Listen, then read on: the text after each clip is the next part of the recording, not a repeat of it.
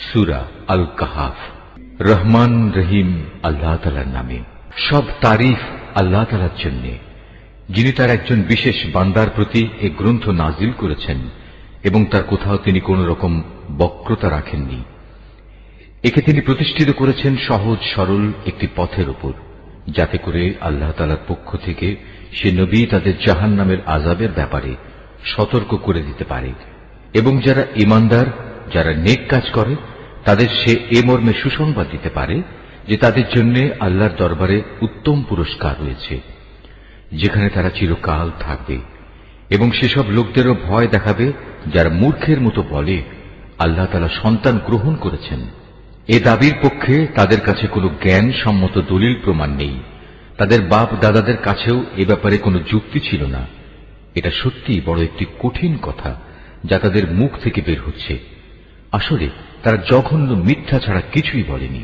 হে নবী, যদি এরা এ কথার উপর ঈমান না আনে তাহলে মনে হয় দুঃখ কষ্টে তুমি এর পেছনে নিজেকেই বিনাশ করে দেবে। যা কিছু এ জমিনের বুকে আছে আমি তাকে তার জন্য শোভা বর্ধনকারী করে পয়দা করেছি, যাতে করে মানুষদের আমি পরীক্ষা করতে পারি যে তাদের মধ্যে কাজকর্মের দিক থেকে কে বেশি উত্তম। অতঃপর একদিন আমি যা কিছু এ জমিনে আছে ধ্বংস করে দিয়ে একে উদ্ভিদ শূন্য মাটিতে পরিণত করে দেব। হে নবী, তুমি গুহা ও পাহাড়ের উপত্যকার অধিবাসীদের সম্পর্কে কি মনে করো? তারা আমার নিদর্শন সমূহের মধ্যে একটি বিস্ময়কর নিদর্শন ছিল। ঘটনাটি এমন হয়েছিল, কতিপয় যুবক যখন গুহায় আশ্রয় নিল এবং আল্লাহর দরবারে এই বলে দোয়া করল, হে আমাদের মালিক, একান্ত তোমার কাছ থেকে আমাদের উপর অনুগ্রহ দান করো। আমাদের এই কাজকর্ম আঞ্জাম দেওয়ার জন্য তুমি আমাদের সঠিক পথ দেখাও। অতঃপর আমি গুহার ভেতরে তাদের কানে বহু বছর ধরে ঘুমের পর্দা লাগিয়ে রাখলাম। তারপর এক পর্যায়ে আমি তাদের ঘুম থেকে উঠিয়ে দিলাম, যাতে করে আমি একথা জেনে নিতে পারি তাদের দুদলের মধ্যে কোন দলটি ঠিক করে বলতে পারে যে তারা কতদিন সেখানে অবস্থান করেছিল। হে নবী, আমি তোমার কাছে তাদের বৃত্তান্ত সঠিকভাবে বর্ণনা করছি। মূলত তারা ছিল কতিপয় নওজোয়ান ব্যক্তি যারা তাদের মালিকের উপর ঈমান এনেছিল। আমি তাদের হেদায়েতের পথে এগিয়েও দিয়েছিলাম। আমি তাদের অন্তঃকরণকে ধৈর্য দ্বারা দৃঢ়তা দান করেছি। যখন তারা আল্লাহর পথে দাঁড়িয়ে গেল এবং ঘোষণা করল, আমাদের মালিক তো হচ্ছেন তিনি, যিনি আসমান সমূহ ও জমিনের মালিক। আমরা কখনো আল্লাহ তাআলা ছাড়া আর কাউকে ডাকব না। যদি আমরা এমন অযৌক্তিক কথা বলি তাহলে তা হবে মারাত্মক দিন বিরোধী কাজ। এরা হচ্ছে আমাদের স্বজাতির লোক, যারা তাকে বাদ দিয়ে অসংখ্য মাবুদের গোলামি গ্রহণ করেছে। তারা যদি সত্যবাদী হয় তাহলে তারা স্পষ্ট দলিল নিয়ে আসে না কেন? তার চাইতে বড় জালেম আর কে যে আল্লাহ তাআলার উপর মিথ্যা আরোপ করে? অতঃপর জোয়ানরা পরস্পরকে বলল, আল্লাহ তাআলা ছাড়া অন্যদের যারা মাবুদ বানায় তাদের কাছ থেকে তোমরা যখন বিচ্ছিন্ন হয়ে চলেই গেলে, তখন তোমরা এখান থেকে বের হয়ে বিশেষ একটি গুহায় গিয়ে আশ্রয় নাও। তোমাদের মালিক তোমাদের উপর তার রহমতের ছায়া বিস্তার করে দেবেন এবং তোমাদের বিষয়গুলো তোমাদের জন্য সহজ করে দেবেন। হে নবী, তুমি যদি সে গুহা দেখতে তাহলে দেখতে পেতে তারা তার মধ্যবর্তী এক প্রশস্ত চত্বরে অবস্থান করছে। সূর্য তার উদয়কালে তাদের গুহার দক্ষিণ পাশ দিয়ে হেলে যাচ্ছে, আবার যখন তা অস্ত যায় তখন তা গুহার বাম পাশ দিয়ে অতিক্রম করে। সূর্যের প্রখরতা কখনো তাদের কষ্টের কারণ হয় না। আসলে এ সবই হচ্ছে আল্লাহ তাআলার কুদরতের নিদর্শন। এ সব নিদর্শনের মাধ্যমে আল্লাহ তাআলা যাকে হেদায়েত দান করেন সেই একমাত্র হেদায়েত প্রাপ্ত হয়, আর যাকে তিনি গোমরাহ করেন সে কখনো কোনো পথ প্রদর্শনকারী ও অভিভাবক পেতে পারে না। হে নবী, তুমি যদি দেখতে তাহলে তুমি তাদের ভাবতে তারা বুঝি জেগেই রয়েছে, যদিও তারা ছিল ঘুমন্ত। আমি তাদের কখনো ডানে কখনো বামে পরিবর্তন করে দিতাম। তাদের কুকুরটি গুহার সামনে তার হাত দুটি প্রসারিত করে পাহারারত অবস্থায় বসেছিল। তুমি যদি তাদের দিকে সত্যি উঁকি মেরে দেখতে তাহলে তুমি অবশ্যই তাদের কাছ থেকে পেছন ফিরে পালিয়ে যেতে এবং তাদের এ আজব দৃশ্য দেখে তুমি নিঃসন্দেহে ভয়ে আতঙ্কিত হয়ে যেতে। এভাবেই তাদের আমি ঘুম থেকে উঠিয়ে দিলাম, যাতে করে তারা তাদের অবস্থান সম্পর্কে নিজেরা পরস্পরে জিজ্ঞাসাবাদ করে। কথা প্রসঙ্গে তাদের মধ্যে থেকে এক ব্যক্তি বলল, বলতো তোমরা এ গুহায় কতকাল অবস্থান করেছ? তারা বলল, বড় জোর একদিন কিংবা তার চাইতে কম সময়ে আমরা এখানে অবস্থান করেছি। অতঃপর যখন তারা একমত হতে পারল না, তখন তারা বলল, তোমাদের মালিকই একথা জানেন, তোমরা এ গুহায় কতকাল অবস্থান করেছ। এখন সে বিতর্ক রেখে বরং তোমরা তোমাদের একজনকে তোমাদের এ রৌপ্য মুদ্রা সহ শহরে পাঠাও। সে বাজারে গিয়ে দেখুক কোন খাবার উত্তম, সেখান থেকে কিছু খাবার তোমাদের কাছে নিয়ে আসুক। সে যেন বিচক্ষণতার সাথে কাজ করে এবং সে যেন কাউকেই তোমাদের ব্যাপারে কিছু জানতে না দেয়। যদি তারা তোমাদের সম্পর্কে জানতে পারে, তাহলে তারা তোমাদের প্রস্তরাঘাত করে হত্যা করবে, কিংবা তোমাদের জোর করে তারা তাদের দিনে ফিরিয়ে নেবে। আর একবার তেমনটি হলে কখনোই তোমরা মুক্তি পাবে না। আর এভাবেই আমি একদিন তাদের ব্যাপার শহরবাসীদের জানিয়ে দিলাম, যাতে করে তারা একথা জানতে পারে মৃতকে জীবন দেওয়ার ব্যাপারে আল্লাহ তাআলার ওয়াদা আসলেই সত্য, এবং কিয়ামতের আসার ব্যাপারেও কোন রকম সন্দেহ নেই। যখন তারা নিজেদের মধ্যে এ নিয়ে বিতর্ক করে যাচ্ছিল, তখন কিছু লোক বলল, তাদের সম্মানে তাদের উপর একটি স্মৃতিসৌধ নির্মাণ করে দাও। আসলে তোমাদের মালিকই তাদের সম্পর্কে সর্বাধিক খবর রাখেন। অপরদিকে যেসব মানুষ তাদের কর্তব্য কাজের উপর বেশি প্রভাবশালী ছিল, তারা বলল, স্মৃতিসৌধ বানানোর বদলে চলো আমরা তাদের উপর একটি মসজিদ বানিয়ে দেই। কিছু লোক বলে, গুহার অধিবাসীরা ছিল 3 জন, ওদের মধ্যে চতুর্থটি ছিল ওদের পাহারাদার কুকুর। আবার কিছু লোক বলে তারা ছিল 5 জন, তাদের ষষ্ঠটি ছিল ওদের কুকুর। আসলে অজানা অদেখা বিষয়সমূহের প্রতি এরা খামাখা অনুমান নিক্ষেপ করি এ সব কিছু বলছে। তাদের কেউ বলে ওরা ছিল 7 জন এবং অষ্টমটি ছিল তাদের কুকুর। হে নবী, তুমি এদের বলো, হ্যাঁ, আমার মালিক ভালো করেই জানেন ওদের আসল সংখ্যা কত ছিল। তাদের সংখ্যা খুব কম সংখ্যক লোকই বলতে পারে। তুমিও এদের ব্যাপারে সাধারণ আলোচনার বাইরে বেশি বিতর্ক করো না এবং তাদের সম্পর্কে খামাখা অন্য মানুষদের কাছেও জিজ্ঞাসাবাদ করো না। হে নবী, কখনো কোনো কাজের ব্যাপারে একথা বলো না, এ কাজ আমি আগামীকাল করব। হ্যাঁ, বরং এভাবে বলো, আল্লাহ তাআলা যদি চান তাহলেই আমি আগামীকাল এ কাজটা করব। যদি কখনো কোনো কিছু ভুলে যাও, তাহলে তোমার মালিককে স্মরণ করো এবং বলো, সম্ভবত আমার মালিক এ কাহিনীর চাইতে নিকটতর কোনো কল্যাণ দিয়ে আমাকে পথ দেখাবেন। তারা তাদের এ গুহায় কাটিয়েছে মোট 300 বছর। কেউ অবশ্য এর সাথে আরো 9 বছর যোগ করেছে। হে নবী, তুমি বলো, বস্তুত একমাত্র আল্লাহ তাআলাই সঠিক করে বলতে পারেন ওরা গুহায় কত বছর কাটিয়েছে।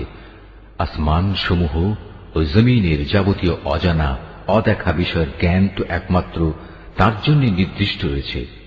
কত সুন্দর দ্রষ্টা তিনি, কত সুন্দর শ্রোতা তিনি। তিনি ছাড়া তাদের দ্বিতীয় কোনই অভিভাবক নেই। আল্লাহ তাআলা নিজের কর্তৃত্ব ও ক্ষমতায় অন্য কাউকে কখনো শরীক করেন না। হে নবী, তোমার উপর তোমার মালিকের যে কিতাব নাজিল করা হয়েছে তা তুমি তেলাওয়াত করতে থাকো। তার কিতাবে বর্ণিত কথাবার্তা রদবদল করার কেউই নেই। তিনি ছাড়া তুমি আর কোনই আশ্রয়স্থল পাবে না। হে নবী, তুমি নিজেকে সদা সেসব মানুষদের সাথে রেখে চলবে যারা সকাল সন্ধ্যায় তাদের মালিককে ডাকে, তারা একমাত্র তাঁরই সন্তুষ্টি কামনা করে, এবং কখনো তাদের কাছ থেকে তোমার স্নেহের দৃষ্টি ফিরিয়ে নিও না। কখনো এমন কোন ব্যক্তির কথা মতো চলো না যার অন্তঃকরণকে আমি আমার স্মরণ থেকে গাফেল করে দিয়েছি। আর যে ব্যক্তি নিজের প্রবৃত্তির গোলামি করতে শুরু করেছে এবং যার কার্যকলাপ আল্লাহ তাআলার সীমানা লঙ্ঘন করেছে। হে নবী, তুমি বলো, এ সত্য দিন তোমাদের মালিকের পক্ষ থেকে এসেছে।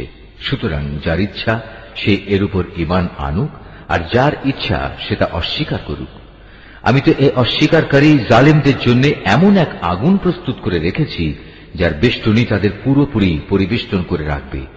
যখন তারা পানির জন্য ফরিয়াদ করতে থাকবে, তখন এমন এক গলিত ধাতুর মতো পানীয় দ্বারা তাদের ফরিয়াদের জবাব দেয়া হবে যা তাদের সমগ্র মুখমণ্ডল জ্বালিয়ে পুড়িয়ে দেবে। কি ভীষণ হবে সে পানীয়, আর কি নিকৃষ্ট হবে তাদের আশ্রয়ের স্থানটি। আর যারাই আল্লাহ তাআলার উপর ঈমান এনেছে এবং ভালো কাজ করেছে, তাদের কোনো আশঙ্কা নেই। আমি কখনো তাদের বিনিময় বিনষ্ট করি না যারা নেক কাজ করে। এদের জন্য রয়েছে এমন এক স্থায়ী জান্নাত যার পাদদেশ দিয়ে ঝর্ণাধারা প্রবাহিত হবে। তাদের সেখানে সোনার কাঁকুন দ্বারা অলঙ্কৃত করা হবে। তারা পরিধান করবে সূক্ষ্ম ও পুরু রেশমের পোশাক। উপরন্তু তারা সমাসীন হবে এক সুসজ্জিত আসনে। কত সুন্দর তাদের বিনিময়, কত চমৎকার তাদের আশ্রয়ের এই স্থানটি। হে নবী, তাদের শিক্ষার জন্য তুমি দুজন লোকের উদাহরণ পেশ করো, যাদের একজনকে আমি দুটো আঙুরের বাগান দান করেছিলাম এবং এ দুটো কতিপয় খেজুর গাছ দ্বারা পরিবেষ্টিত করে রেখেছিলাম। আবার এ দুয়ের মধ্যবর্তী স্থানকে পরিণত করেছিলাম একটি সুফলা শস্য ক্ষেত্র রূপে। উভয় বাগানই এক পর্যায়ে যথেষ্ট ফল দান করল। ফলদানে বাগান দুটো কোন রকম ত্রুটি করেনি। উভয় বাগানের ফাঁকে ফাঁকে আমি পানির ঝর্ণাধারাও প্রবাহিত করে রেখেছিলাম। এক পর্যায়ে তার অনেক ফল হয়ে গেল। অতঃপর একদিন সে তার সাথীকে কথা প্রসঙ্গে বলল, দেখো, আমি ধন সম্পদের দিক থেকে তোমার চাইতে যেমন বড়, তেমনি জনবলেও আমি তোমার চাইতে বেশি শক্তিশালী।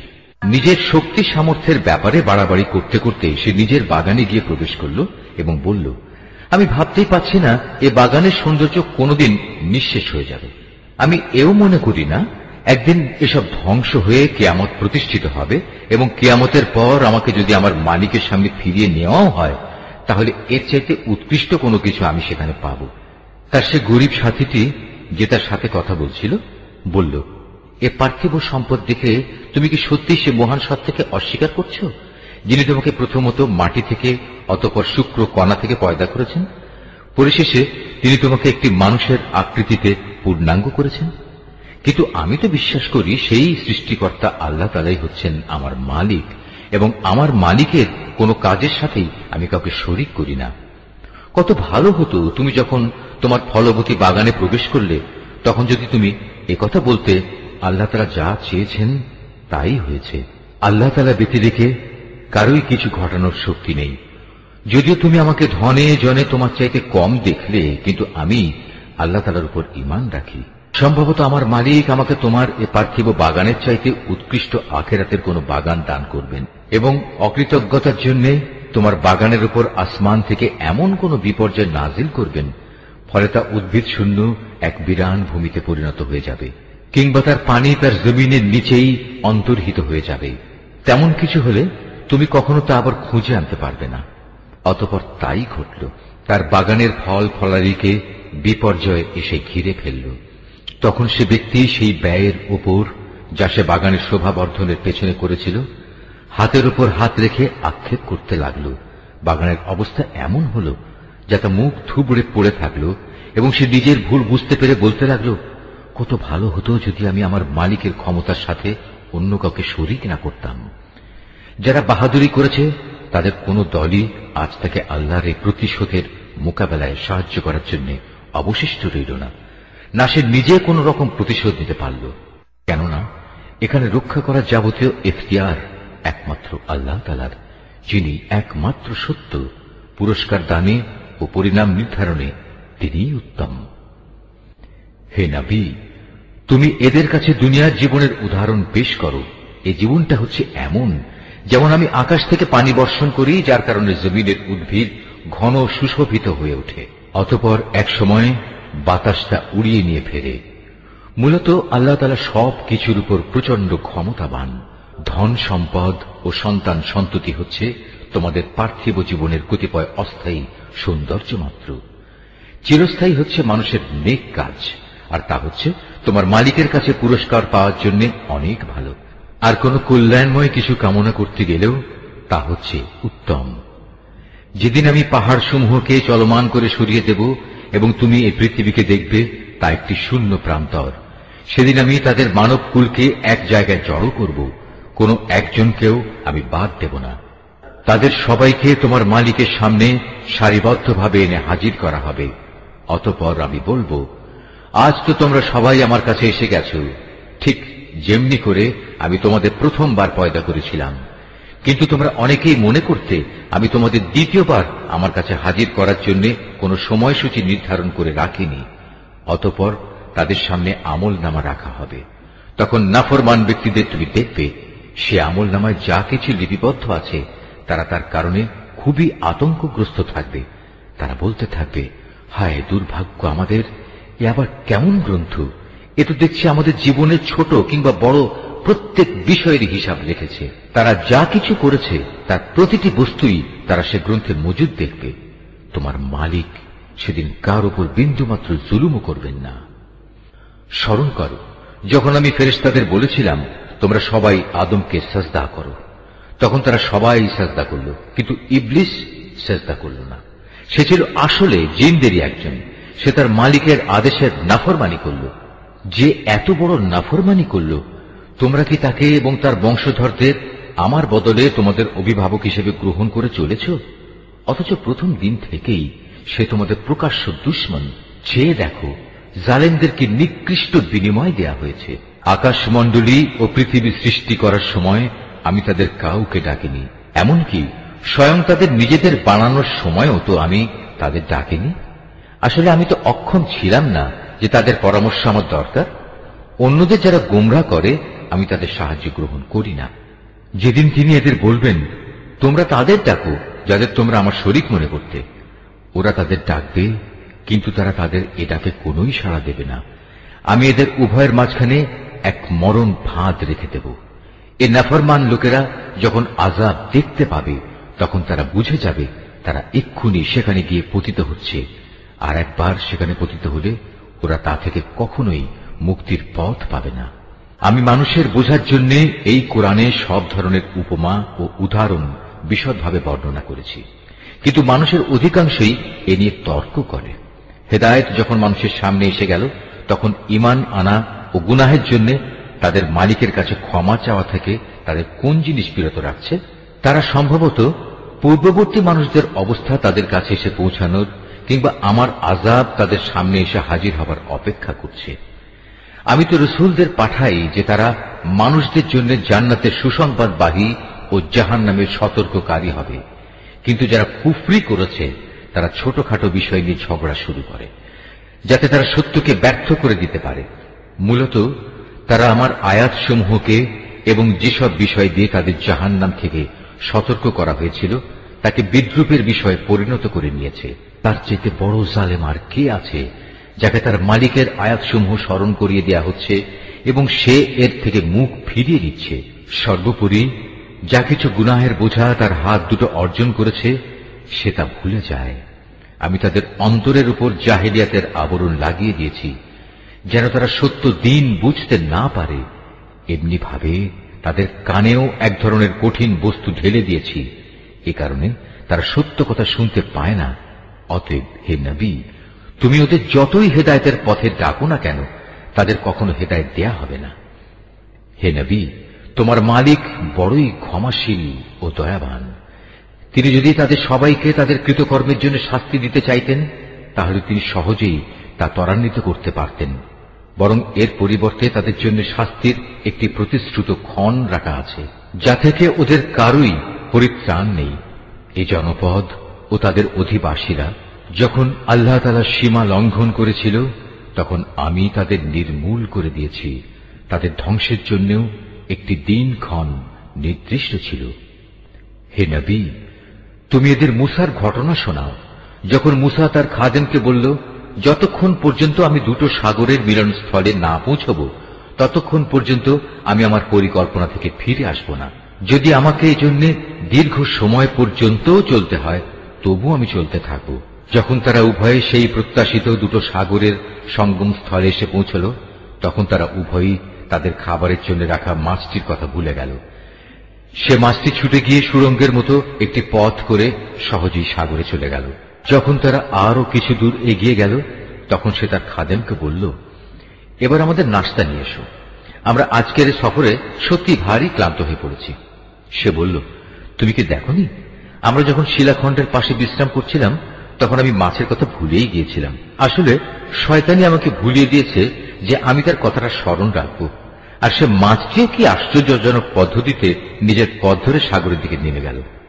সে বলল, হ্যাঁ, এই তো হচ্ছে সেই জায়গা যে স্থানটির আমরা সন্ধান করছিলাম। মাছটি চলে যাওয়ার জায়গাই হচ্ছে সাগরের মিলনস্থল। অতঃপর তারা নিজেদের পথের চিহ্ন ধরে ফিরে চলল।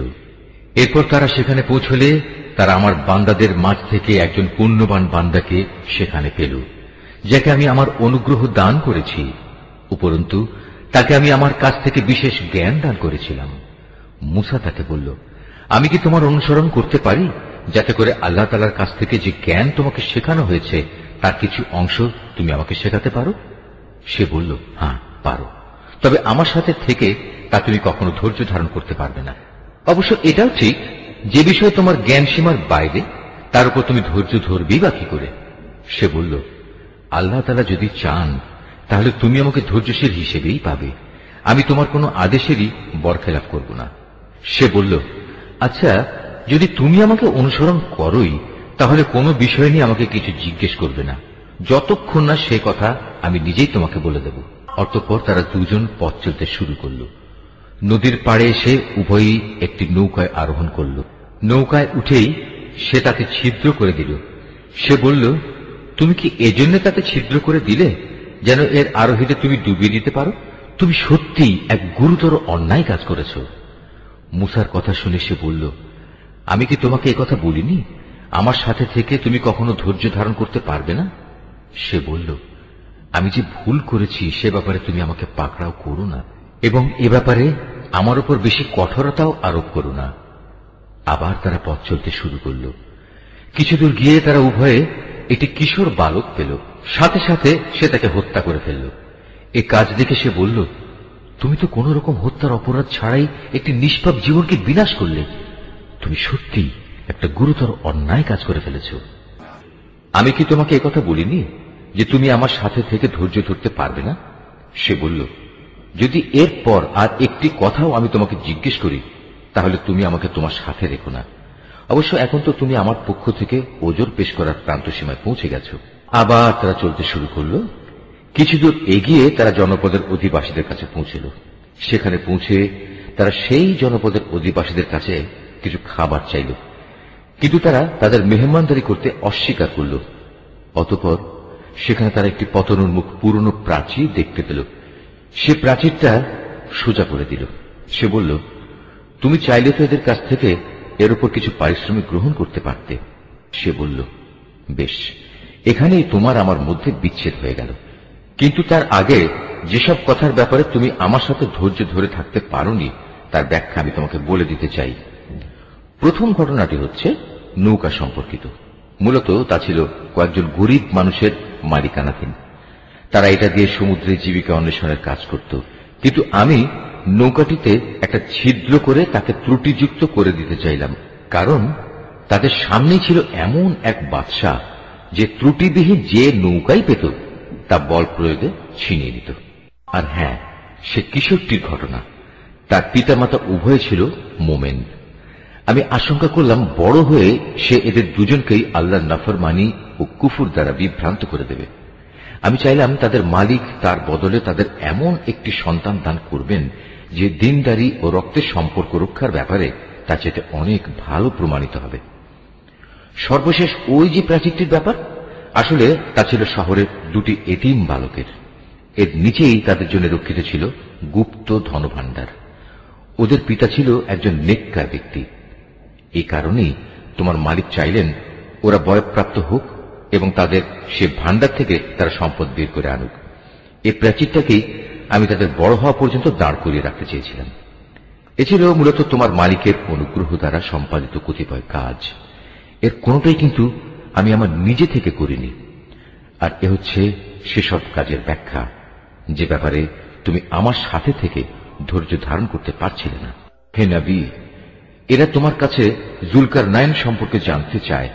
তুমি তাদের বলো, হ্যাঁ, আমি আল্লাহর কিতাব থেকে তার বিবরণ তোমাদের কাছে এক্ষুনি পড়ে শোনাচ্ছি। আল্লাহ তাআলা বলছেন, আমি জমিনের বুকে তাকে বিপুল রাজনৈতিক ক্ষমতা দান করেছিলাম এবং আমি তাকে এর জন্য প্রয়োজনীয় সব উপায় উপকরণও দান করেছিলাম। একবার সে সফরে বেরোবার প্রস্তুতি গ্রহণ করতে লাগলো। চলতে চলতে এমনিভাবে সে সূর্যের অস্তগমনের জায়গায় গিয়ে পৌঁছল। সেখানে গিয়ে সে সূর্যকে সাগরের কালো পানিতে ডুবতে দেখল। তার পাশে সে একটি জাতিকেও বাস করতে দেখল। আমি বললাম, হে জুলকারনাইন, এরা তোমার অধীনস্থ।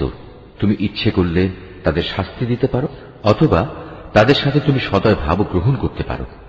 সে বলল, হ্যাঁ, এদের মাঝে যে আল্লাহর সাথে বিদ্রোহ করবে তাকে আমি অবশ্যই শাস্তি দেব। অতঃপর তাকে যখন তার মালিকের সামনে ফিরিয়ে নেওয়া হবে তখন তিনি তাকে আরো কঠিন শাস্তি দেবেন।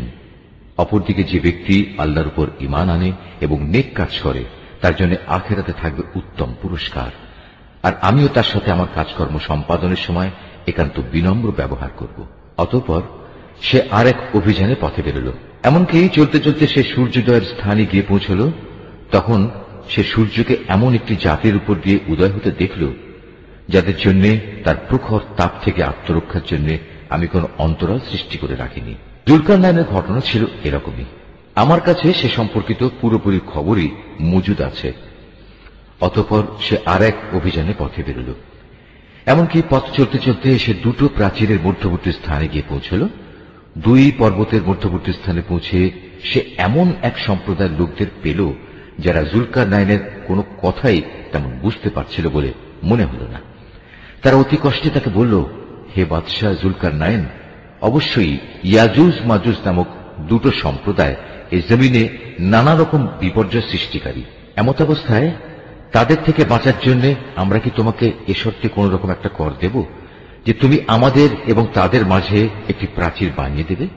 সে বলল, কোন কর নেওয়ার প্রয়োজন নেই, কেননা আমার মালিক আমাকে যা কিছু দিয়ে রেখেছেন তাই আমার জন্য ভালো।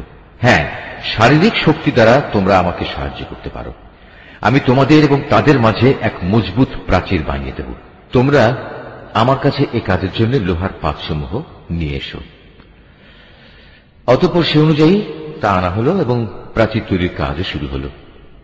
যখন মধ্যবর্তী ফাঁকা স্থানটি পূর্ণ হয়ে লৌহ স্তূপগুলো দুটো পর্বতে সমান হয়ে গেল তখন সে তাদের লক্ষ্য করে বলল, তোমরা হাঁপুড়ে দম দিতে থাকো। অতঃপর যখন তা আগুনের মতো উত্তপ্ত হল তখন সে বলল, এখন তোমরা আমার কাছে কিছু গলানো তামা নিয়ে এসো, আমি তা এর উপর ঢেলে দেব। সুতরাং এভাবেই এমন একটি মজবুত প্রাচীর তৈরি হয়ে গেল যে তারা তারপর উঠতে সক্ষম হল না, না তারা তার ভেদ করে বাইরে আসতে পারল। যুলকারনাইন বলল, এই যা কিছু হয়েছে তা সবই আমার মালিকের অনুগ্রহে হয়েছে, কিন্তু যখন আমার মালিকের ওয়াদা মতো কিয়ামত আসবে তখন তিনি তা চূর্ণ বিচূর্ণ করে একাকার করে দেবেন। আর আমার মালিকের ওয়াদা হচ্ছে সত্য ওয়াদা। কিয়ামতের আগে আমি তাদের দলে দলে ছেড়ে দেব। তারা সমুদ্রের ঢেউয়ের আকারে একদল আরেক দলের মধ্যে প্রবিষ্ট হবে। যখন সিংহায় ফুৎকার দেয়া হবে তখন তাদের সবাইকে আমি হাসরের ময়দানে একত্রিত করব। সেদিন আমি জাহান্নামকে তার অবিশ্বাসীদের সামনে এনে হাজির করব, যাদের চোখের মধ্যে আমার স্মরণ থেকে আবরণ পড়েছিল, তারা হেদায়েতের কথাই শুনতে পেত না।